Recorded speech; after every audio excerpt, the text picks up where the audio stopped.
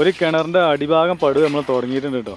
2 line വെച്ചിട്ടുള്ളൂ. ഒരു ദിവസം മൊത്തത്തിൽ ഞങ്ങൾ മണ്ണ് കയറ്റൽ തന്നെയാണ് പണി. കാരണം വെച്ചാൽ കരിമ്പാറമ്മക്ക് എത്തിച്ചണം.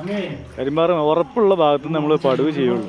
അപ്പം അതിന് വേണ്ടിയിട്ട് ഇങ്ങനെ മൊത്തത്തിൽ ക്ലീൻ ചെയ്ത് ഓരോരോ വരി വെച്ചിട്ടും കരിങ്കല്ലിൻ്റെ പീസ് അങ്ങനെ ടൈറ്റാക്കി കൊടുക്കും.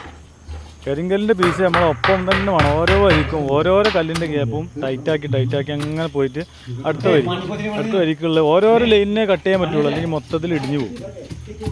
ലൂസ് വേണം. ഈ ഒരു ചെറിയൊരു ഭാഗം കുറച്ച് ഉറപ്പുണ്ട്, പക്ഷേ അതിൻ്റെ മുകൾക്കൊക്കെ ഉറപ്പ് കമ്മിയുള്ള ഏരിയകളാണ്. അതുകൊണ്ട് മൊത്തത്തിൽ നമുക്കൊരു 5 ലെയർ പടുവെങ്കിൽ നമുക്ക് പൊക്കി കൊണ്ടുപോകണം.